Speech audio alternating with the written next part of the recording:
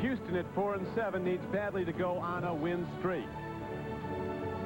Good afternoon, everyone. I'm Don Cricky with Bob Golick, a guy who looks big enough to have played in the NFL. In fact, he did very well for 14 years and spent much of the time chasing John Elway. And not catching him. So if the Broncos really need somebody to get them through this last hump in the season, getting into the playoffs, John Elway is the guy. He scares defenses. Coming off a concussion a couple of weeks ago, hopefully he'll be back up to form. But he's not the only weapon. The sensational rookie runner Terrell Davis stepping up with big numbers like last week against the Chargers. Right, 176 yards last week. And I'll tell you what, if you're going to take some pressure off of John Elway's passing game, you're going to do it with this guy, Terrell Davis. Meanwhile, the Houston Oilers have been on a run of bad luck. You expect luck to swing both ways during the course of a long season. They can't get a break. It is a team that's much better than their 4-7 record, but this is their season a week ago in microcosm. Well, it's happened a few other times, but here Todd McNair losing a fumble picked up by Mark Collins, changing the outcome of this game for the Houston Oilers. They felt 2 or 3 plays has cost them 3 victories. Jeff Fisher, the NFL's youngest head coach at 37, is very proud of this team, though. He says, we're still together. We have good chemistry. He thinks they can go on a win streak. I'll tell you what, seeing those guys at practice, they're very, very loose. This is the guy that has really been the glue to keep that team together. And Denver, as we look at his head coach of the Broncos, Mike Shanahan, his team has just won the toss, and they will receive to start the game. He spent 2 years with the 49ers with Jeff Fisher. He was actually with the 49ers as offensive coordinator over a 3-year period when the 49ers had the highest scoring teams in NFL history, averaged 470 points a season. They're very good friends. Jeff Fisher, the defensive specialist, and it reflects in his team, Bob. They're the 4th-rated defense in the NFL. Right, and one of the things that he's had to deal with has been a lot of injuries defensively, especially in the defensive front, and we'll see that perhaps being a factor here today, but Jeff Fisher really being a student of the defense, brought in some guys to help him out, and then we'll see that hopefully he'll be able to react. You see one of the major injuries for the team this year has been Ray Childress, all-pro defensive tackle for so many years. Got scoped last week in Los Angeles in his shoulder. Tried to play, but hopefully the guys like Gary Walker will be able to step up and play well in his place.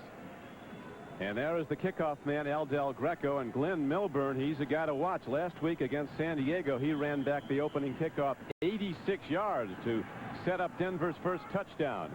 He's having a big year, returning kickoffs and punts. Del Greco with a powerful leg hits into the ball, but not deep. Milburn comes up on it at the 15-yard line. He breaks it again and then steps out of bounds as he crosses the 30-yard line and gets close to the 35. As we look at John Elway come out with the Denver offense, rated 4th in the NFL. Zimmerman, one of the best left tackles in pro football. They've taken good care of John Elway for the most part. Terrell Davis has been the big story. The lowest paid Bronco, $119,000 he's earning this year. But one of the best runners coming in the 6th round of the draft. Miller has caught a lot of balls, 9 for touchdowns. Mike Pritchard, the other wideout. Rod Smith and McCaffrey will come in a 4 wide receiver set. And, of course, the terrific tight end is Shannon Sharp, again leading the NFL tight ends in receptions.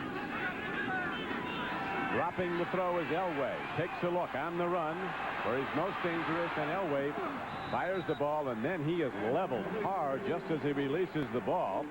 Coming up to get a shot on him was rookie Gary Walker, number 96. And we just talked about him as being the guy coming in for Ray Childress. We're going to see good pressure here, kind of pulling John Elway out of the pocket.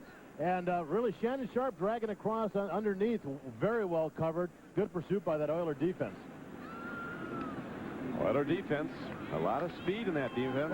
Rated 4th, as we mentioned, Bob, was overall in the NFL, but only have 11.5 sacks. That's 2.5 less than Bryce Poff of Buffalo had starting today. They pressure the passer, but they haven't sacked him a lot. Terrell Davis, as they run blitz, is stopped cold by Henry Ford. And now we'll check the Houston Oilers defensively. Gary Walker, a rookie from Auburn, starting at left tackle. They really like the outside backers, and they'll soon be signed to new contracts, Robinson and Bowden. Dishman and Lewis, the corners. Lewis with 6 interceptions, an NFL leader. Blaine Bishop might be the best guy in that secondary, though. A small, strong safety, but he can take on the big tight ends. And this brings up 3rd down and 10 for John Elway and the Broncos on this opening drive.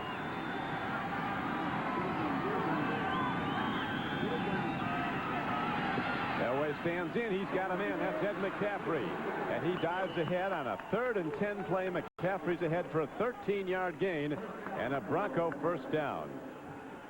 Well, the difference this time is that John Elway had some time to throw. They brought a blitz on the outside, a little game up inside, but John able to step up in the pocket unmolested. You see him dropping the ball out to McCaffrey, just coming over the short little crossing pattern, wide open zone underneath.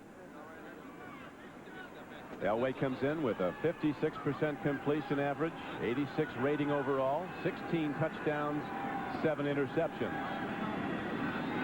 They've only sacked him 14 times.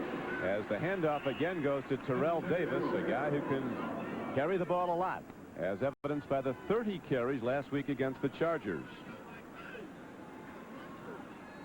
Well, you've got to figure that the Houston Oilers are going to be focusing on Terrell Davis, and mainly for this reason. Look at that, rookies this year. Terrell Davis leading the group of a great group of rookies that have really been productive offensively. 1,208 yards in total offense. Said he didn't get the ball that much at Georgia because it was a pass-oriented offense with Eric Zier, the Cleveland quarterback, leading the way for the Bulldogs in those years. Elway on a rollout on 2nd down. He throws a bit too hard. It's off the hands of Mike Pritchard. And again, it's 3rd and long for the Broncos. Joe Bowden covering on the play. It should be pointed out also, well, we'll let you take a look at this replay first. Right, and one of the things that Jeff Fisher said, he goes, that the Broncos like to use the boot series. They start the play action one way, Elway boots back, usually gives them a little bit more time, but here just off the fingertips of Pritchard. Pritchard should have had it. You know, Elway really rifled it pretty good in there, but, you know, Pritchard has made those catches before, should have made that one. Talking about Terrell Davis, Pat Bowlen, the owner of the Broncos, is going to sign him to a new long-term contract after the season. Get the numbers up reflecting his productivity as Elway stands in, runs out of trouble, dumps it ahead, and the ball is caught on a 3rd down play, and it might be a first down for the Broncos.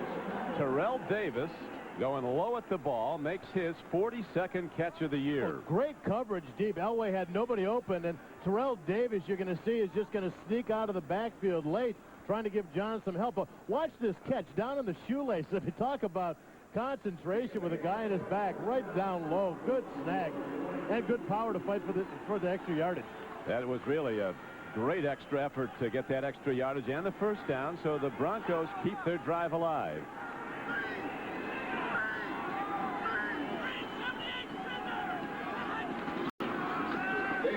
Elway to Davis on 1st down. Kenny Davidson, defensive end for the Oilers, reading Terrell Davis on the run all the way, and again it's shut down for a very short gain. Good job by Davidson. You're going to see number 90 there just coming in unmolested. Great job of, well, you know, when nobody touches you, you should make the tackle, but sometimes when you don't get touched, you almost feel like you're in the wrong place and you start looking around, but good awareness in finding the ball carrier. And they found him only a yard downfield. It makes it 2nd down and 9 as Davis now goes in motion. Elway fires. He comes in a bit high, shooting at one of his tight ends. And Blaine Bishop broke it up. Looking at Jerry Evans. Bishop's out of Ball State in Indiana. And he has come on this year to really stand tall as one of the best strong safeties in the league. He really isn't, and one of the reasons he is you know, he's a little bit, you know, he doesn't think that he's that big. But he really flies around and loves to make hits.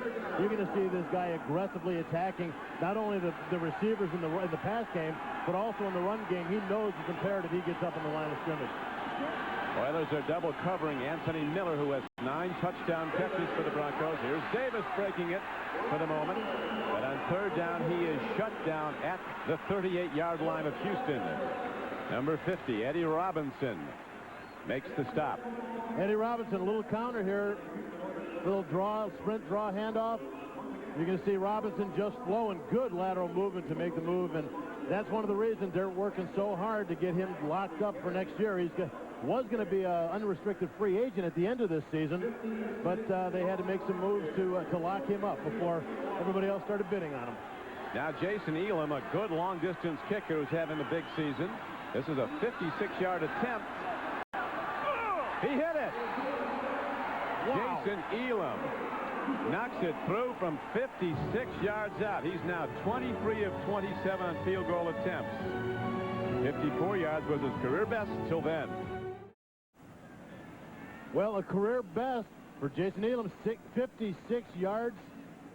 As Don said, 54 being the previous, but very excited. You can tell his reaction after he made it. He'd go, did I have enough legs? Yes.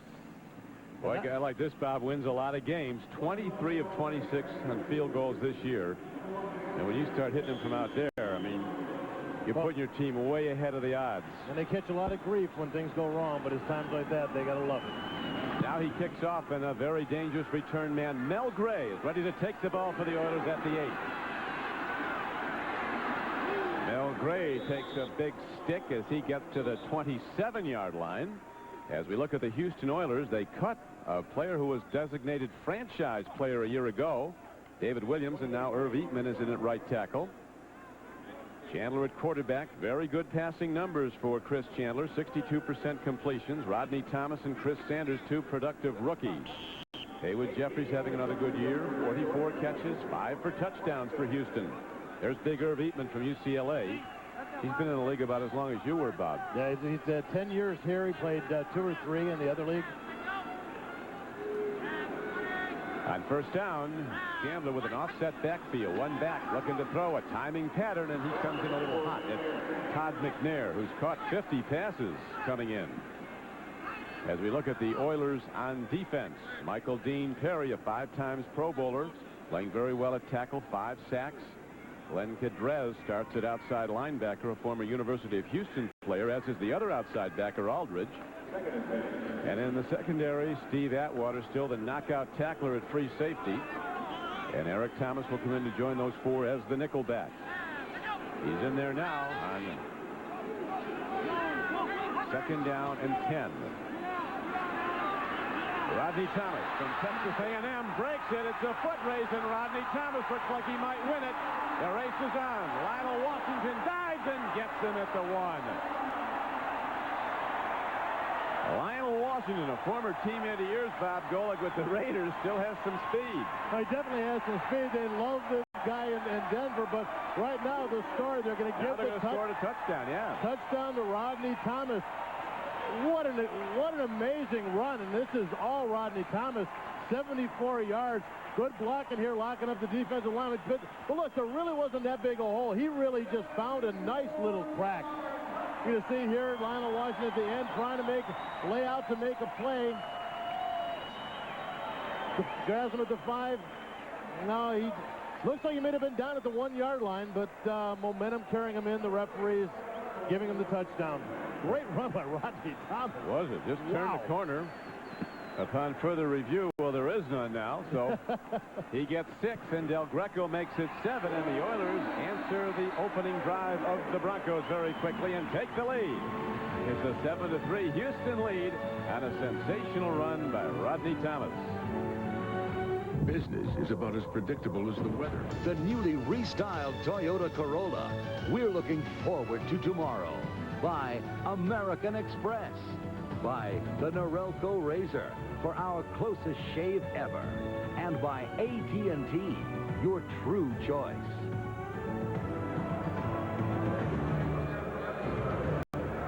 Here's the touchdown run, Bob, and they look like they get him. Here, not even close. Both knees down, basically dragging the momentum, dragging him in the end zone, but not going unnoticed by head coach Mike Shanahan of the Broncos, telling the side judge, you know what, I don't think that was as close as you think it was. Rodney Thomas, who was a high school All-American at Groveton, Texas, before playing for the Aggies at A&M. His biggest play of his rookie season. He's had some good ones. Here comes Glenn Milburn again. Another short kickoff, and Milburn turns it upfield and again gives the Broncos fairly good starting position as he gets it out to the 30-yard line. Now, while we have a moment, we're going to switch to New York and to Greg Gumbel. Greg? All right, down in Jacksonville, here's how the Bengals beat the Jaguars today. With 17 seconds to play, Jeff Blake to Carl Pickens, touchdown from 5 yards out. Pickens, league-leading 15th TD catch of the year. The final, 17-13, Bengals over Jacksonville, Don. Thanks, Greg. And that, incidentally, the run by Rodney Thomas was the longest for an Oiler in 12 years. Moriarty had an 80-yard run back in '83.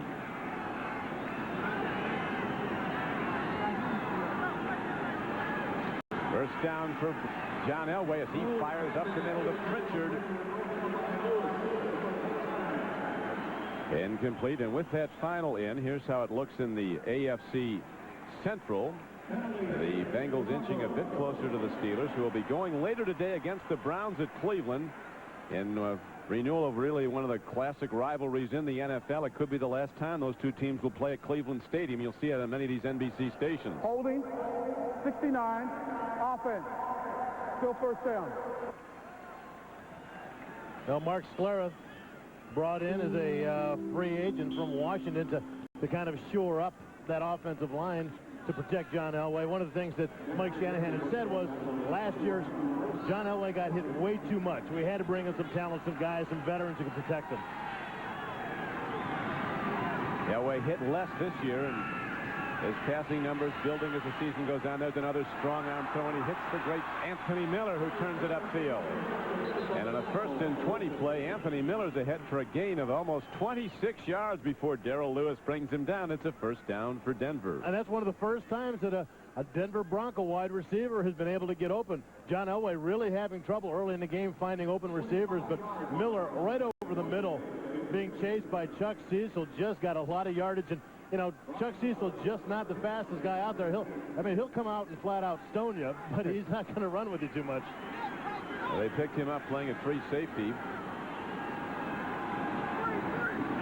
On first down, Elway takes a look, hands off, and Davis looking for gaps. There's not a whole lot there. He did work himself ahead for almost 4 yards. The guys to watch in the Denver receiving corps, though, are Anthony Miller, made his first catch of the day then, and the tight end Shannon Sharp. Between them, they have 93 catches now this season, 12 for touchdowns. And they've been doubled on every play. Right, and they know, and people know going into these games, they knew who the targets are. Sharp, Miller, Pritchard is a good accessory guy to go to when you start doubling the main receivers. They tried to get Pritchard a bit earlier, skipped off his hands. He could be the guy now. Yeah, we had somebody leaving early. It looked like outside linebacker Eddie Robinson left early as Anthony Miller outruns the secondary. You talked, Bob Golick, about Chuck Cecil not being able to stay with Anthony Miller. Not many people can. But there are penalty markers down. The Broncos are indicating that it's against Houston. Offside, number 50, defense, it's declined. Touchdown So good. Eddie Robinson was offside, but quite understandably, the Broncos will decline that and take a 50-yard touchdown play. And we had noticed that they hadn't been blitzing. Eddie Robinson being one of their blitzers here, just leaving a little early, but you get a look here at Miller. You're going to see him break off. He's going to get in the secondary with help from the safeties. Chuck Cecil just biting up hard on the underneath pass, and Miller just pausing and walking past him. I mean, it wasn't even close. Jeez. I tell you, he went by him like he was a parked car, Yeah. like me jogging. The only thing I pass these days. Parked automobiles. As the extra point is now up and good by Elam, so early on, we have a track meet at the Astrodome. It's 10-7, Denver. Term burned by Anthony Miller for a touchdown. Boy, he was really burned. They isolated him one-on-one, and Miller blew by him. A 50-yard scoring play for the Broncos as they take back the lead. Here comes Mel Gray for Houston.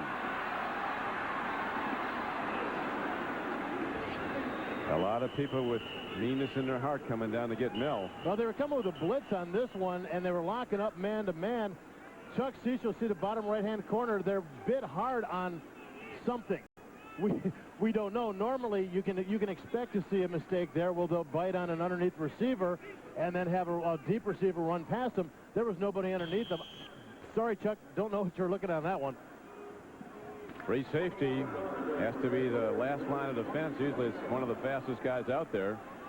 But Anthony Miller was a 9'2", 100-yard dash man and 10, 200 meters. There's no chance. So Cecil even to get close to him, and now Chandler drops on first down. His ball is batted back and almost intercepted. Michael Dean Perry making a big play. He's made a lot this year in his first season with the Broncos.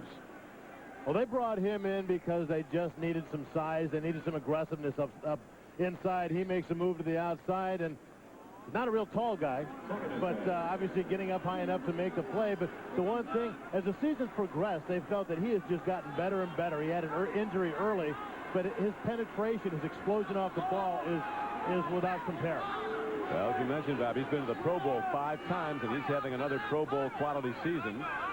Second down and 10. The Oilers have the worst per carry average in the NFL, only 3.4 yards a rush. That's why they're throwing virtually every down. As Haywood Jeffries makes the catch out close to the 29-yard line. A second down play, but he only got about 4. It'll be third down and 6. Ray Crockett made the tackle on him. Well, one of the things that happened with Chris Chandler early in games is they try and shake him up. Here you're going to see big old blitz. A lot of guys coming, getting in the face. You got 1, 2, 3, 4. You got about 7 guys coming on Chris Chandler right there. He gets it off hot to Haywood Jeffries, who, in most cases, is going to be his possession guy. Denver's defense has been a lot better this year, allowing only 18 points a game. It's held 3 opponents this year to no touchdowns, including the Raiders. Chandler looks, fires hard, he makes his strike, gets it to Frank Wycheck, and he is ahead for an Oiler first down out to the 43-yard line. Atwater made the tackle. Well, Frank Wycheck came open early. Chandler finally spotted him. You're going to see him on the left side of your screen. But Wycheck, as he rifles the ball into Frank, really is a guy that they use off and on. A few weeks back against the Cleveland Browns, he just exploded and became pretty much their primary receiver for the day. But when they decide to go to him, he is a guy that really knows how to find an open zone. As he just did there, a big first down catch on third down. The pitch back goes to Rodney Thomas. Again, he turns it upfield and gets some plus yardage after it looked like he was caught. He, the man who earlier broke the 74-yard touchdown run. Well, the one thing we talked about, too, with that Denver defense is they're really working at penetration. They brought in Michael Dean Perry. They brought in James Jones from the Browns to get penetration, forcing Rodney Thomas to cut back.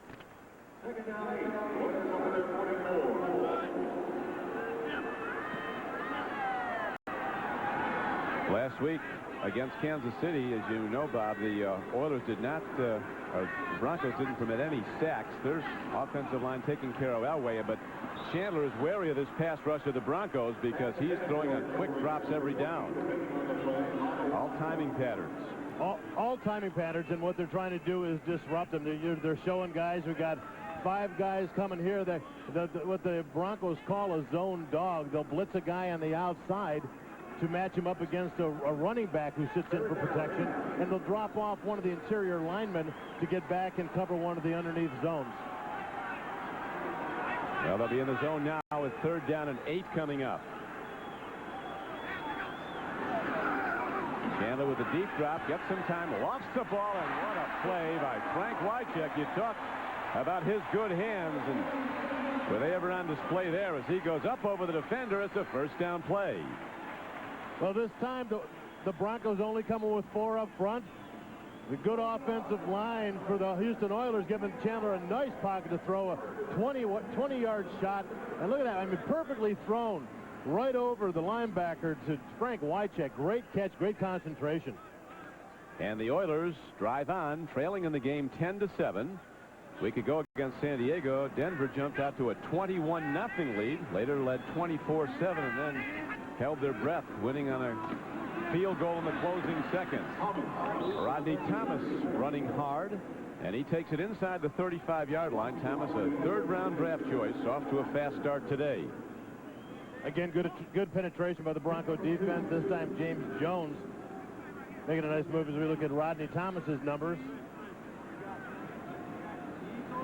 As I said before, Jones and Michael Dean Perry brought in from Cleveland. And one of the good things about that is those two had developed a chemistry between themselves, working together with Cleveland for a number of years.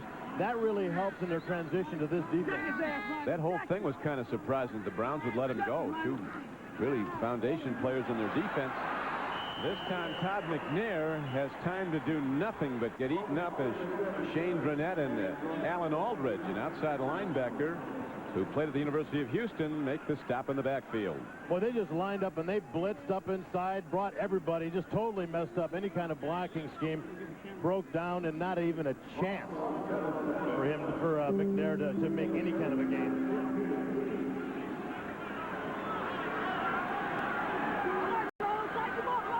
Greg Robinson, the defensive coordinator for the Denver Broncos, making the defensive calls. Their down comes up. And penalty markers are down as looks like a dead play. We have a sacked quarterback as Aldridge comes through. Glenn Cadez with him, and Cadez is going to be credited with the sack. Shane Dronette running him out of the pocket. I was very surprised they didn't blow a whistle on that one. Yeah, it looked like that play where Boomer Esiason got leveled by Bruce Smith 6 weeks ago. Well, you're going to see him Offside. Defense. The middle of the defensive line. Still third down. But we're talking about, I mean, this is how some of these quarterbacks get hurt. Guys break down because they think, hey, you know, the play started, we're offsides, we're not going to go through with it. If they don't hear a whistle, a lot of times these guys don't even block. They'll stand there. A lot of quarterbacks getting hurt. Chandler very lucky to get out and get away from a big shot on the inside, that's for sure. And he's had a lot of problems with injuries this year. As Johnny Greer, our referee, has another meeting with his officials, stopping the clock with 3:29 to play. In the first quarter, it's a 10-7 game. The Broncos are in the lead. They led 3-0 on a career-best 56-yard field goal off the opening drive by Jason Elam. And then the Oilers came right back on a 74-yard touchdown run by Rodney Thomas. And then a 50-yard touchdown pass for the Broncos, Elway to Anthony Miller. It's been a big play game. Oilers need one now. Third down and over 10. Long ball. Man is open. Touchdown, Houston. Chris Sanders, the rookie from Ohio State, in the end zone for a 6th time. This game's a highlight reel, Bob. This is incredible. And I tell you what, Chris Chandler, you got to give this guy so much credit. They came with a blitz, bringing 5. Aldridge coming in underneath. Michael Dean Perry getting a shot on Chandler late, just as he threw the ball, but good concentration. Chris Sanders, who we've talked about as a rookie, who's really made some big plays, going to making a nice catch for a touchdown. But tell you what, the concentration of Chandler to get that ball off when all those guys coming in his face, and Chris Sanders catch, beautiful offensive play for the Oilers. And a lot of Denver fans may remember Chris Sanders as a great high school player at Montello High School in Denver before he went to Ohio State. He was a track champion in Colorado. Man, a punishing hit delivered on the payoff throw as the NFL on NBC continues. As we take another look at the 36-yard touchdown pass, Chris Chandler, Michael Dean Perry with a nice little move inside, a blitz by Aldridge. Chandler taking a shot, but Chris Sanders just getting position on Lionel Washington, able to hold that inside position, and Chris Chandler leaving the ball inside. Lionel Washington really couldn't make a play for the ball. All he could do is try and make the play on Sanders and strip the ball away. Boy, his track background show there, his speed and his jumping ability. He was also a high jumper. As right now we have the run back by Glenn Milburn, and he's to the 21-yard line. Tuesday nights jam-packed on NBC. First, all new Wings and News Radio, then a full hour of Frazier. This is really a must-see Frazier. Niles' wife kicks him out, and now he's Frazier's roommate. That's NBC Tuesday. You're talking about Chris Sanders, Bob. He personally almost won the Colorado High School Track Championship. He won the long jump and the 100 meters and the 200 meters. Right, and one of the reasons that he feels that he was drafted in the 3rd round and not higher was because in the spring he was actually involved in track and really didn't have the time to concentrate on some of the scouting things that needed to be done for the NFL. Now John Elway with a very good play fake, freezes the defense, and Elway with a beautifully timed throw right on the money. 15, 16 yards downfield for a first down to Mike Pritchard. And he really did. He threw it into Pritchard, who was being worked on by Terrell Lewis on the outside, covered on the inside by Blaine Bishop, but really makes a nice break to come back for the ball on the outside. Working up against Terrell Lewis, who's been playing very good ball. Yeah, Terrell Lewis having a terrific year. As mentioned, 6 interceptions so far. Elway hasn't thrown many this year, over only 7 interceptions, and he's thrown 17 touchdown passes. 1 today. Here's the handoff, and Tyrone Davis takes it across the 35-yard line. Yeah, they're reading Tyrone most of the way, Bob. He's not getting a whole lot early. 2-yard gain. Michael Barrow was the stopper, along with Gary Walker. A big play day, a highlight reel game. Elam with a career-best 56-yarder. Rodney Thomas for the Oilers, a 74-yard touchdown run. Anthony Miller, a 50-yard touchdown reception from Elway. Chris Sanders, a 36-yard score. And that's how it stands now, with the Oilers back in the lead, 14-10. Elway stands in against the blitz. The toss over the middle isn't for very much, as Glenn Montgomery and Lemansky Hall both come in and make the stop on Shannon Sharp, who has his first catch of the day, his 54th of this season. Good blitz as they bring number 24, Steve Jackson, on the outside, but you're not going to rattle John Elway. John is going to stand there as long as he can. He is one of the coolest-headed quarterbacks you're going to find playing the game. He's carried a franchise for all 13 years. Now in his 13th year, 35 years old. The NFL's most valuable player back in '87. 4 times a Pro Bowl player, over 40,000 yards passing for John Elway. He fires a strike up the middle of the field, and the ball is taken by Ed McCaffrey, that rangy wide receiver from Stanford, and he's down to the 45-yard line of the Oilers, and they're hitting hard after the whistle, it looks like.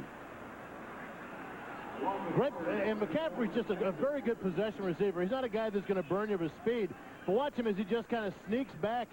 He's just sitting there sneaking, just sat between the zones. The linebacker's locked up.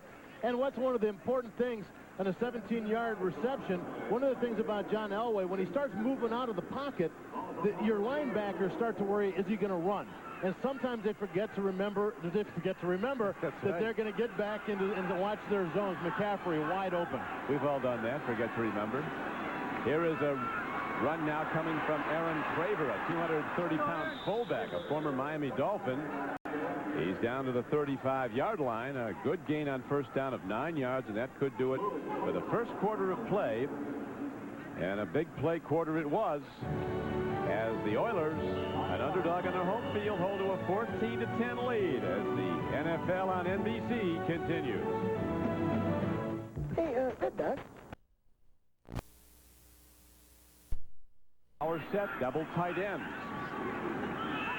He rolls out. Fires the ball. Connection is made to Shannon Sharp. He's another great player that the Broncos got pretty well down in the draft. Actually a 7th rounder when he came out in 1990. And has been one of their big play guys. But like we said here, he is a big part, especially coming to the tight end position in this boot series that Denver likes to run. They bring everybody in play action one way. John bootlegs back, and they drag a guy like Shannon across, and it really becomes a reaction play for the Houston defense to try and chase it down. There's so many looks this Shanahan West Coast offense gives you. They'll run a whole half of football without running the same play twice. Hand off to Terrell Davis. He's inside the 30, and that gives us a chance to go back to Greg Gumbel in New York. Greg? All right, Don, at Cleveland, Neil O'Donnell and the Pittsburgh Steelers on the scoreboard again. This is a 12-yard touchdown pass to tight end Mark Bruner with the extra point. The Steelers now lead Cleveland 10-0. They're just underway in the second quarter. Don? You know, it's interesting the way the Steelers had that sinking spell in midseason, Bob, and now bounced back to being one of the preeminent teams in the AFC again. It was almost inexplicable what happened to them, but they've really bounced back strong. As the handoff goes to Davis. On second down carry, he'll be ahead for a couple of yards. Third and about 4, stopped by Michael Barrow and Chuck Cecil. I think one of the reasons that Pittsburgh struggled, they really had to adjust to the loss of some very key players, like the tight end Eric Green, who went to Miami, Pro Bowl player, as a free agent. Then the running back, Barry Foster, was cut. Rod Woodson out for the season from the secondary. They had to make adjustments, and they've done it under Cower and are back to being a very good football team. Plus, without Barry Foster, Bam Morris, their other running back, didn't seem to be as effective. So they lost 2 running backs in effect when they got rid of Barry Foster. That's an interesting point. You see that a lot over the years. Guys seem to do better in tandem. A lot of runners, when they were paired with another standout runner, both had their best years. Ryan Habib moved a little early. Now, Habib, as we said before, we talked about this offensive line for the Denver Broncos. They have really built this up with some veteran players, bringing in Habib and Gary Zimmerman from Minnesota back in '93. They bring in Broderick Thompson as a free agent from Philadelphia, and then Mark Schlereth from Washington this year, all veteran players. And Denver right now with 3 penalties totaling 20 yards. Houston, no penalties yet, still playing clean ball. Clean ball, and they have the lead 14-10. Elway with a deep drop, fastball down the middle, and Shannon Sharp had it and lost it. You don't see that often. Usually when he gets his clamps down and it's over. Blaine Bishop running stride for stride with him. Well, one of the things that John's going to hate about this when he sees it later is that Pritchard had broken it on the right side of the screen, had broken outside pretty much unmolested, and Shannon Sharp was the guy that was being covered underneath and over the top. But again, Shannon Sharp is he normally catches those balls. He is not going to drop those too many times.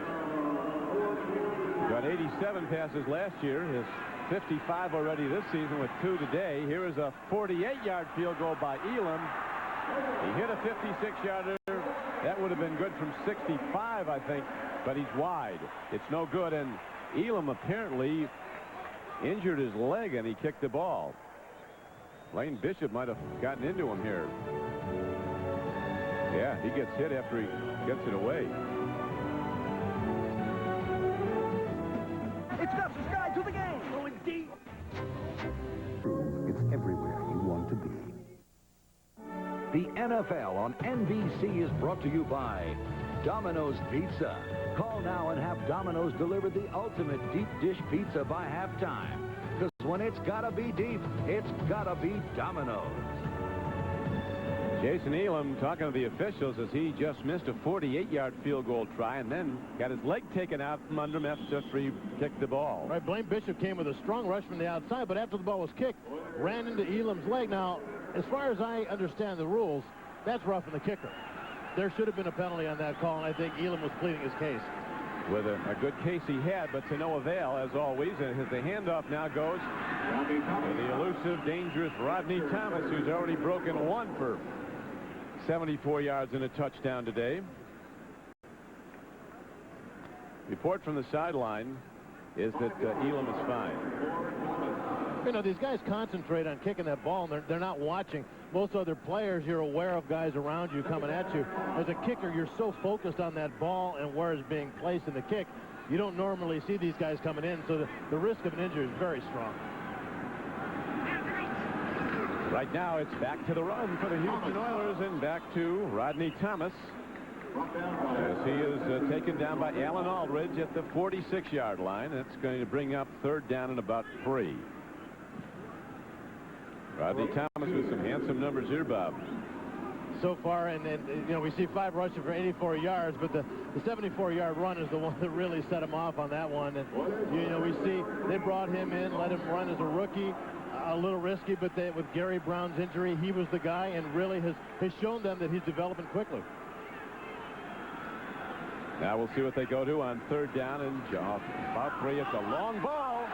Timing beautiful. The connection is made as Chris Sanders, who caught the 36-yard touchdown pass, beats the defense. Penalty markers are down, and it would appear to be against Denver. That was a 33-yard play if it goes.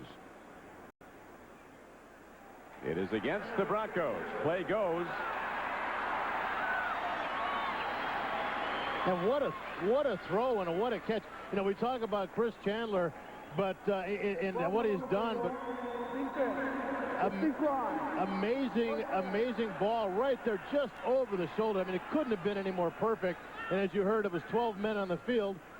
The Houston Oilers doing well even against unnatural odds. You can play with fewer than 11, but not more. So Coach Shanahan, who has designed a big play offense, is looking at one on the other side of the ball today from Houston. Chris Sanders from Montbello High in Denver with 2 catches for 70 yards today, 1 for a touchdown. Oilers lead 14-10. To the run. Rodney Thomas seemed to lose his footing as he shot into the middle of the Denver defense. Well, whatever Rodney Thomas is getting for him now, even though, you know, since that long run, it's really helping the passing game because he's getting enough. He's cheeking away at the armor enough of that defense to have the linebackers respect that running game. You see, and also the safety, you see Steve Atwater coming up to make a play on that run. So they're respecting that run game enough to really affect the way the pass game works. And now it's 2nd and 8, which would seem to be a passing down. Timing throw out to the flat. They get the ball. Frank Wycheck heads down toward the goal line. Doesn't get in, but he's close. This guy's making some plays. A veteran from Maryland, a former Redskin. Well, Wycheck, you're going to see coming in motion. He's going to get manned on by Steve Atwater, number 27, who's right there to make the play. But Wycheck with a great little body twist just to throw Atwater's body off, and nice play to knock him out of bounds. But great body control of Frank Wycheck and shaking off that tackle of Atwater. Very sure-handed Wycheck. They've thrown to him 3 times, all in traffic. He's gotten all 3 big plays, and now the Oilers look to extend their lead. 1st and goal from inside the 2-yard line. Broncos stack the run. Marion Butts, a relatively new acquisition of the Oilers, a former San Diego Charger and later New England Patriot, where he did nothing. In for short yardage plays, he's stuffed by James Jones. There's another guy we talked about in those running back combinations. When Rod Bernstein and Marion Butts were working together in San Diego, they were an incredible running back tandem. You separated them. Bernstein spent some time in Denver, didn't really develop. Marion went to New England, did nothing. So when they work together, they have much better. Here they're hoping for him to pound out some yardage, tweaking up the defenses. When you were at the Browns, you hit Biner, and the handoff is good, and in for a touchdown goes Marion Butts. And the Oiler fans, as their season winds down and maybe their franchise winds out and heads to Nashville, seeing a big offensive show today. And Marion Butts isn't a fancy guy. He's just a guy that is going to get you, pound out some yardage. Right there, just running through tacklers. Got about 4 or 5 guys, got a hold of him, and he drags them 5 yards deep into the end zone. Jeff Fisher very excited that they're getting the production out of him that they had hoped. They knew he wasn't a fancy guy, but they hoped that he'd give them some power to the running game. He gave them just what they were looking for, that short yardage power, good for a touchdown. Now the extra point is knocked up and through by Del Greco, and the Oilers are surprised. 21-10 leaders the NFL on NBC. Subway. Now that's a sandwich. And by Compact Computer Corporation. Marion Butts on the payoff end from a couple of yards out, his first touchdown as a Houston Oiler, and it gives them a 21-10 lead over the favored Denver Broncos. Yeah, Marion Butts very excited about his contributions right now. Been a little limited up to this point. You've run headlong into him a few times, haven't you, over the years? I'll tell you. Glenn Milburn, that sprinter speed, zooms out to the 28-yard line. Next Sunday, the Oilers head into Pittsburgh to play the Steelers, and a game that you'll see on many of these NBC stations. Neil O'Donnell is the trigger man for the Pittsburgh Steelers. They're out in front of Cleveland right now, 10-0. And Cordell Stewart, the sensational former Colorado Buffalo, a guy they use so many ways. Be interesting to see what they'll be doing next week with Cordell Stewart. They play him all over the field. Here's how the AFC Central looks at the moment. Cincinnati a winner earlier today at Jacksonville, and the Steelers are winning at Cleveland. Now John Elway looks to get his team back in the game. Up the middle he throws and makes a connection out to the 35-yard line to Jerry Evans, and he's taken down by middle linebacker Michael Barrow. Well, right now John's got to do that. He's got to get some sort of offense going. He's got to bring it down the field. He's got to control the ball. That's the way that he plays that game. That's the way his offense works. see total yards the first quarter. Amazing yardage for both teams. Houston's dominating the second quarter so far.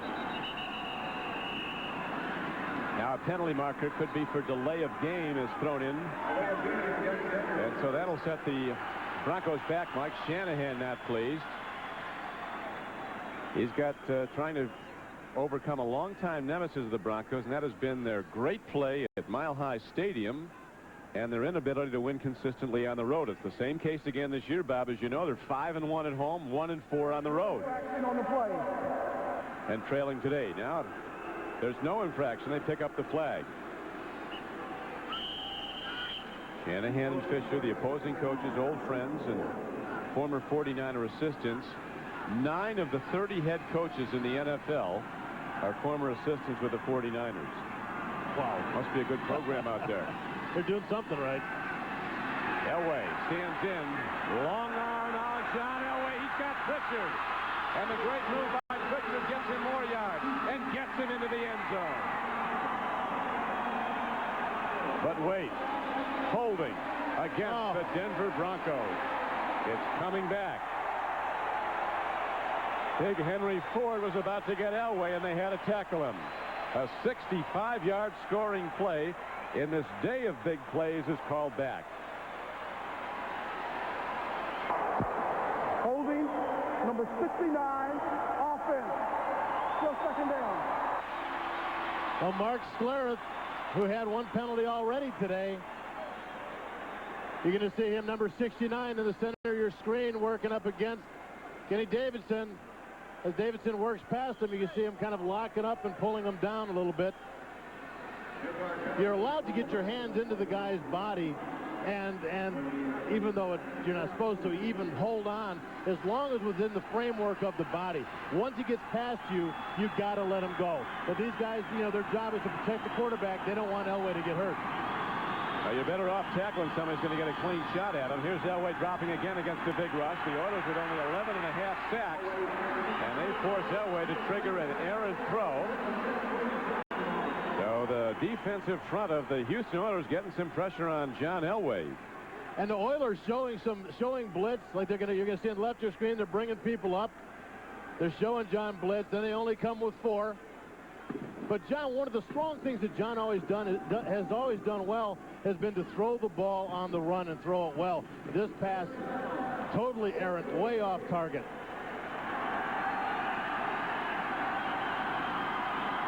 Oiler D kicks in, ready to rush at Elway. Third down, and the Broncos need 14. Elway stands in, whips the ball. Look at the catch downfield by Anthony Miller, coming back at the ball. Last time he had his hands on it was when he broke away from Chuck Cecil for a 50-yard scoring play. I'll tell you, when you talk about John throwing a bad pass, you know that that's not going to last long. This guy is an incredible quarterback. Watch Miller just break down between coverage, between 3 guys as they close. And John, with that, still, at his age, still rifling that ball in quick enough before the defense can close. An amazing story, John Elway. For 13 years, he's carried this franchise every step of the way. 3 times to AFC championships. As you, a former Brown, remember. You didn't have to bring it up, Don. Not fondly. That's the drive. Who can forget the drive at Cleveland Stadium? Of course, the next year was the fumble game, but both games, John, very instrumental. And, you know, that's what's made him great. You know, he is so cool under pressure. And especially at the end of the game, 2 minutes left behind, you know, he just has this ability to pass on that poise to the rest of the guys in his offense. Elway sets his team on 2nd down and 8.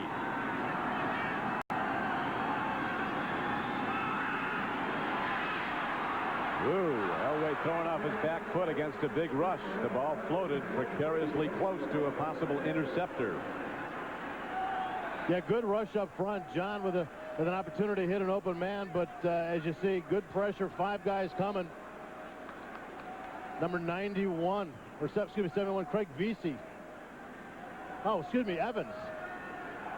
Hey, they're getting a lot of guys through. There's a pressure from all 4 front men. They're alternating some defensive linemen and They're all giving the Denver blockers a hard time as Elway again is forced with a 3rd and long. He needs 8. He loves Shannon Sharp here, but they've been doubling him all day. Elway takes a look. He gets away somehow. Looking downfield. He fires at Shannon Sharp. It's intercepted. And a penalty marker comes in.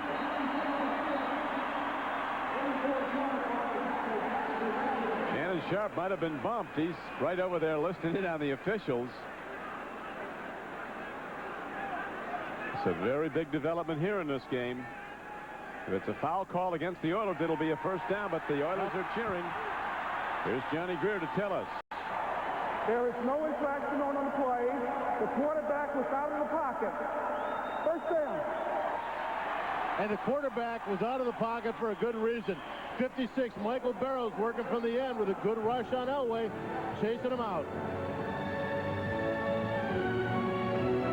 The first turnover of the day, and Houston has the ball. John Elway just throwing only his 8th interception of this season. He's really been under fire, though, in this game. A lot of pressure from the Houston pass rush. Now the Oilers, with the interception, take over the ball, holding to a 21-10 lead. 2nd quarter. Chandler, he's been hot. Fires downfield. Stays hot. And the guy he goes to again is Chris Sanders, the rookie from Ohio State. And he's utilizing Sanders a little bit more than he has in the past. Sanders has been the big play guy.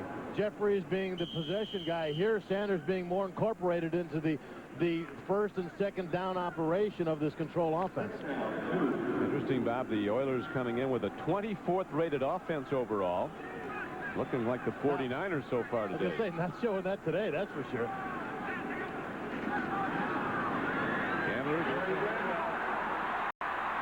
Gary Brown gets his first call of the day and responds nicely on 2nd and short. He busts ahead for a gain of 12 yards. Well, Gary Brown going out of being injured early in the season is what prompted Rodney Thomas to be put in.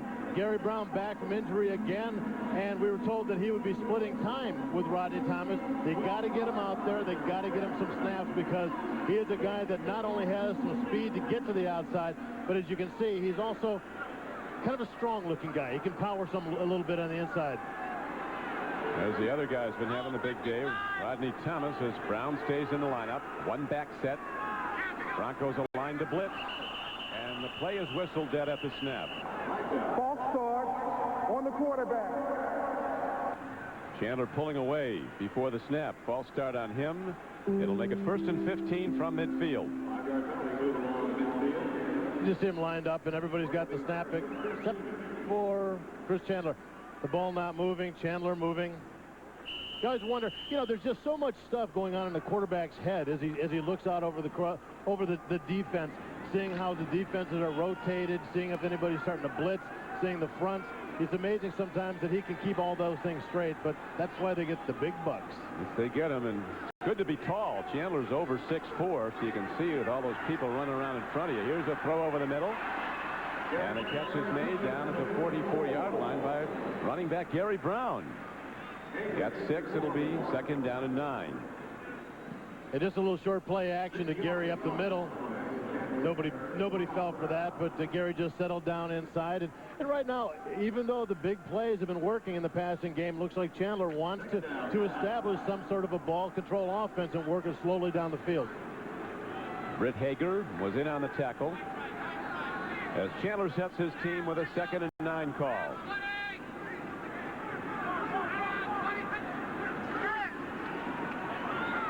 Swing pass to Gary Brown. 2 Broncos are there. Ball on the field. It might be Denver's. It is a recovery by the Broncos.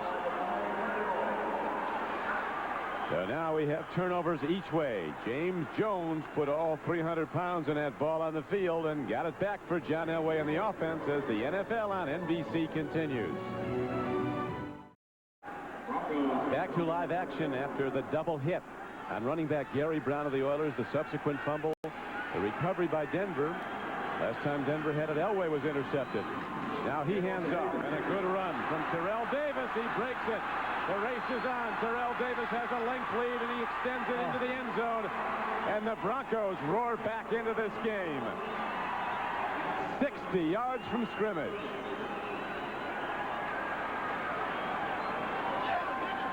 Well, they, in the running game, they have been have everything given it to him deep in the backfield, letting him read the hole and then slash.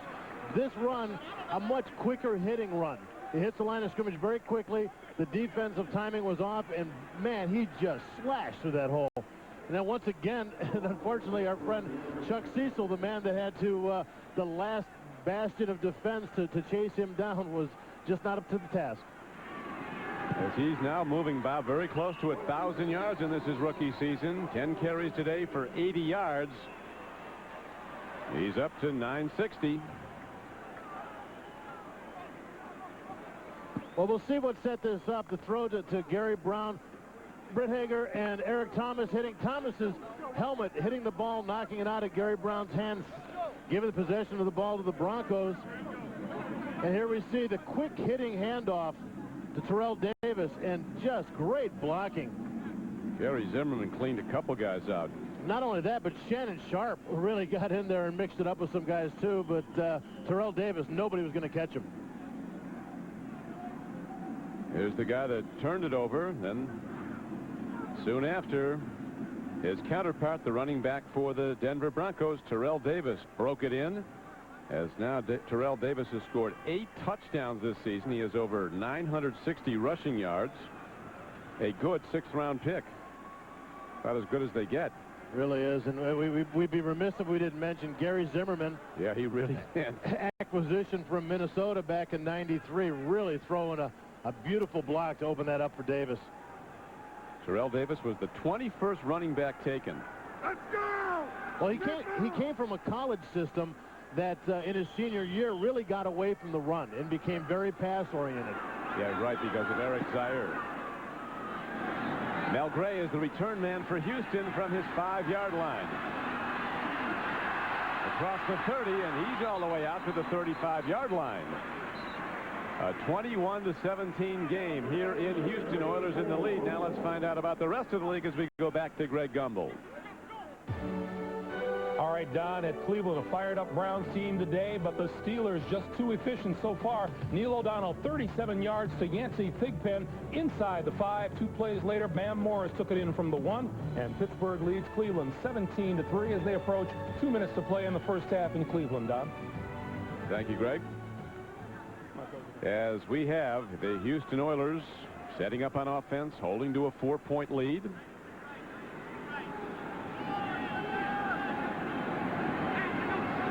Chandler, who's been working off quick drops, feels the rush, buys some time.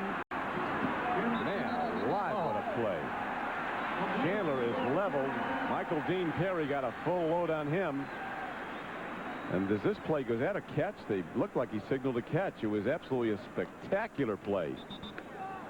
Haywood Jeffries came over to the near side of the ball. Apparently they're going to bring it back, ruling he didn't have both feet in. And there's also, it looks like a penalty marker out there. We've had 2 picked up, though. There's a mystery man throwing penalty markers. Well, Chris Chandler, first of all, really just trying his hardest to get away from the rush up front between Jones. We have illegal touching of a pass. The receiver went out of bounds and came back in and caught the pass. That's a loss of down. 2nd down. Wow.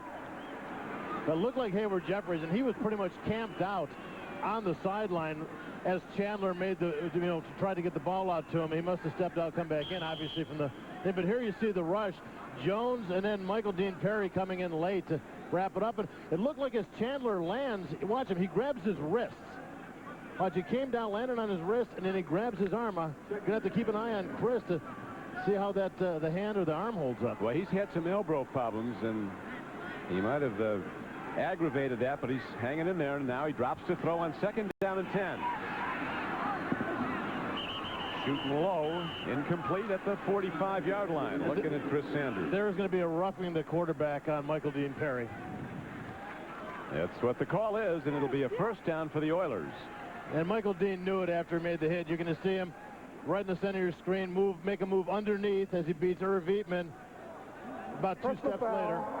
Roughing the passer, number 95, defense. 1st down. Well, Michael Dean showed that he was upset with the call, but if he didn't think that was a close one, he wouldn't look at the referee in the first place. He had an idea after he made the hit that there may have been a flag on that one. And the flag results in a first down as the ball is moved out to midfield. There are the backup quarterbacks for the Oilers. Will Cure to the left and Steve McNair, who we probably won't see till 1998. $28 million of waiting time.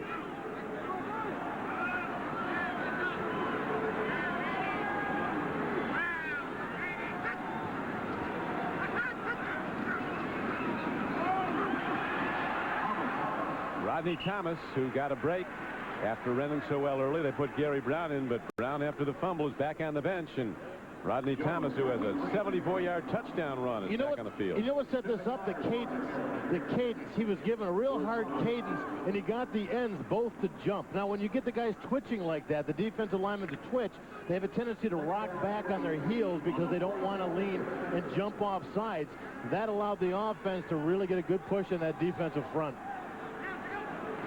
On 2nd and 3, they get another big push from the offensive front this time, and very close to a first down as the ball is taken to the 41-yard line. It'll be just short. 3rd and about a yard.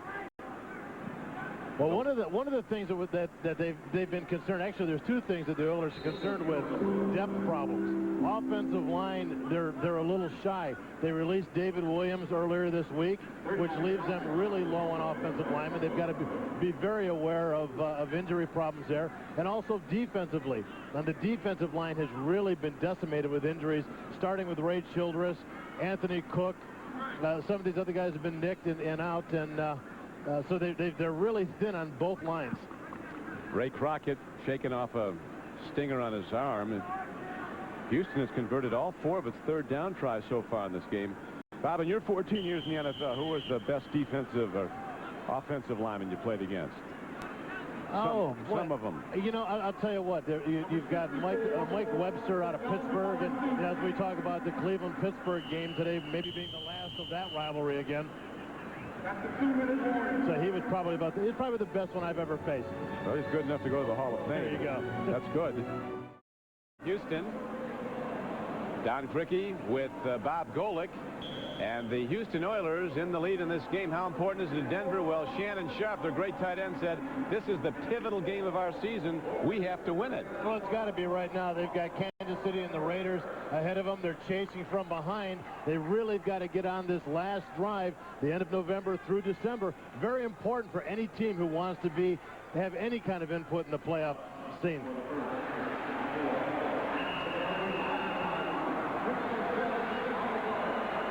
Marion Butts gets the call on short yardage, and he delivers the short yardage play, and it's now a 5th consecutive 3rd down try that succeeded for first down yardage. Well, when they brought Marion in, they said that there were similarities between this offense and the San Diego offense, so he didn't need much time to adjust to the changes here. But basically, when you hand off like that, I don't know how different it can be from team to team. Long ball, man is open. Touchdown, Oilers. Chris Sanders. Oh. How did the Colorado Buffaloes let this guy get away to Ohio State? Lionel Washington has been a terrific corner for a lot of years, mostly with the Raiders. Looked close, but it's a 35-yard throw, and really a perfectly arced throw by Chandler. Well, you know, Lionel was right with him, and, you know, Chandler obviously is a speed guy who can really work the outside. Lionel running with him looked like he might have had a chance to make a play for the ball, but as they got to the end zone, it looked like Lionel's feet kind of got tangled up, and he fell down, giving Chris Sanders the chance to make the grab. Now Del Greco looks to build the lead again. He hits the extra point. And the Oilers stunning Denver early. It's an 11-point Houston lead. And you're going to watch him man-to-man. Sanders on Washington. Lionel trying to keep up with the speed guy. But watch here at the end as he goes to make a play for the ball. Trips up, goes down, giving Sanders a TD. And he is a great young player. The NFL on NBC continues with the Oilers kickoff. If you like touchdowns, this is the place to be. The Astrodome in Houston, Texas. Here is the most recent big play. Well, no pressure up front by the Bronco defensive line. They've got to get pressure to shake Chandler up, but you're going to see the end here. Right at the end, Lionel Washington just getting his feet kind of tripped up, not allowing him to make a play on the ball. And Chris Sanders with another beautiful reception. This guy has just had an amazing rookie year so far today. 4 receptions, 113 yards, 2 TDs. You know, between him, Joey Galloway in Seattle, Frank Sanders in Arizona, there have been some incredible wide receivers coming out for a rookie year. Galloway's unbelievable. This guy is too. And Del Greco's going to wear his leg out, kicking extra points and kicking off as Glenn Milburn tries to break one now for the Broncos on the return. And again, he weaves his way through traffic, but there is a penalty marker that could set this return back.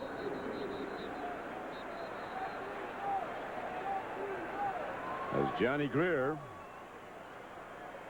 illegal use of hands on the return team with 1:13 to go in the first half.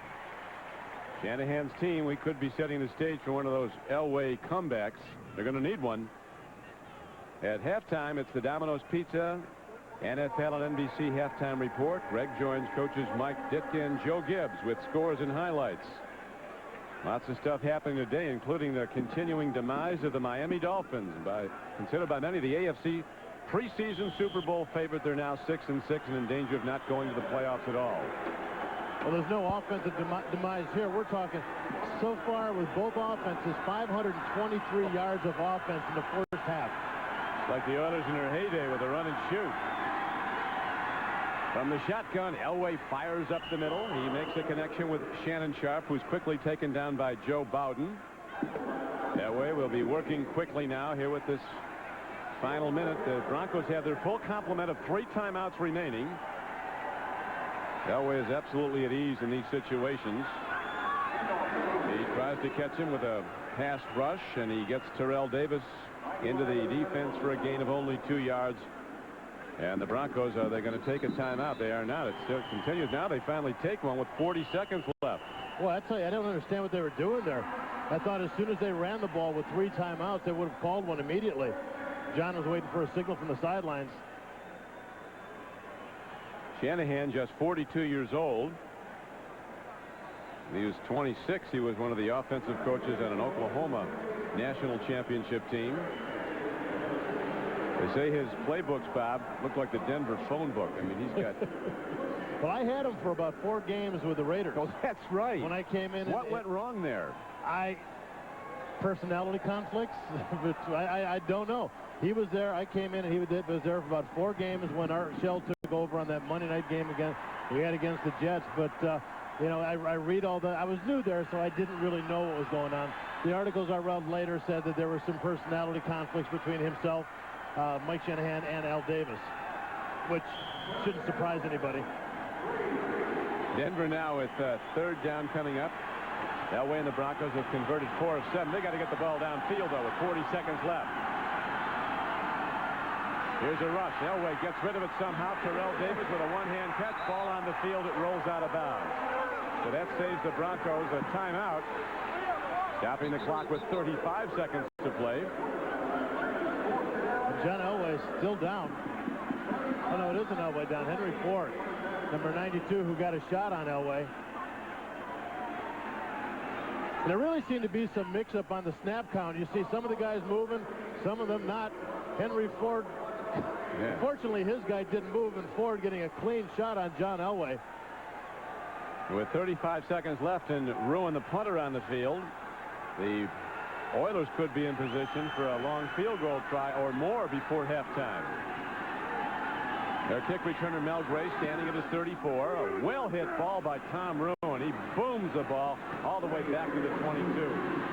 Huge punt as Mel Gray is absolutely blasted as coming down to get him on the play. And there was a fumble on the play to the Broncos have it. Alan Aldridge came down and got him. What a shot, Aldridge. Not only that, but he knocked the ball loose. Broncos. Look at the guys on the field, Bob. Looks like a grenade went off. You see here Mel Gray starting to bring it back. He avoids the first. You'll see from the right side of your screen, Aldridge is going to come in and just stone him with a forearm across the neck.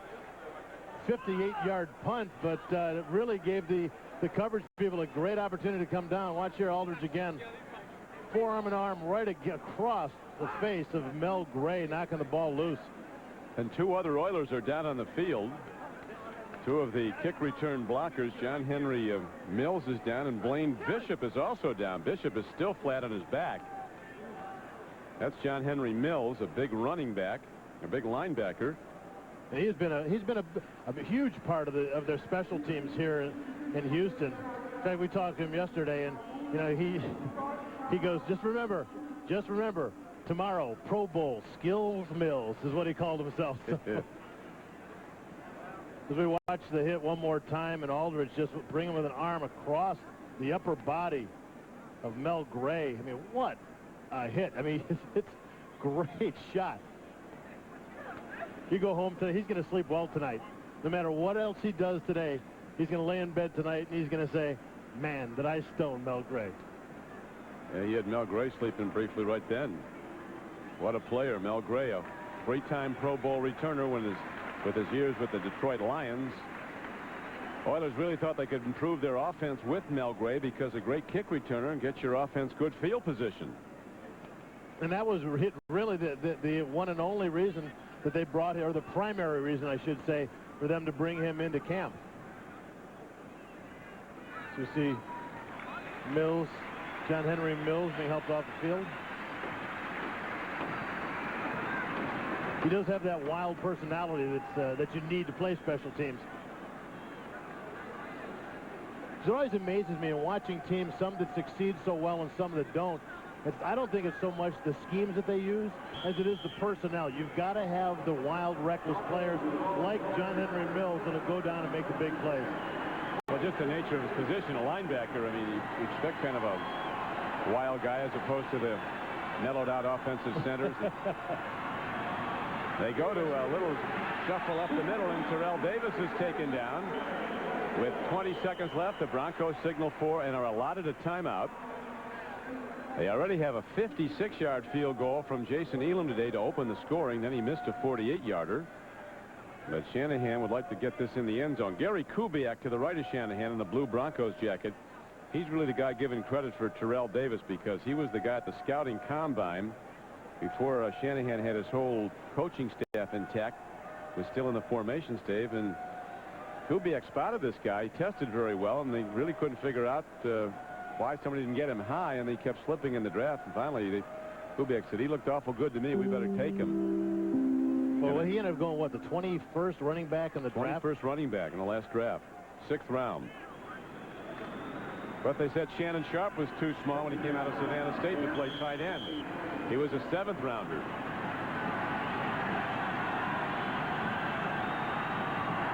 Elway, who's been going to McCaffrey, brings McCaffrey in motion. He stays in to block.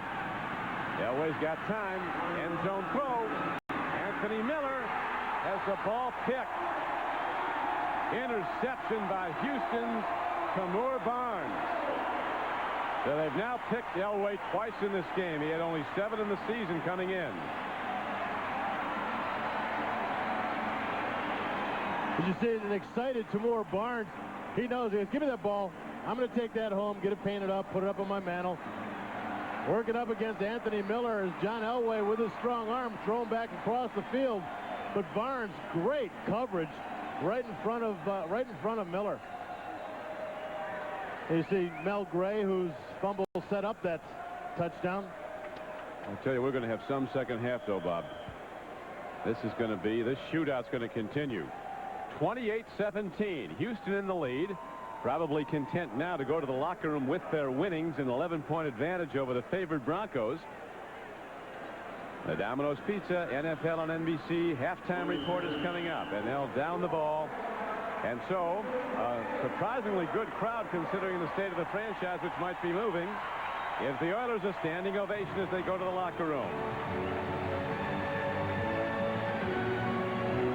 28-17, Houston in the lead. We'll be sending you to our NFL on NBC studio in New York after these words from your local station.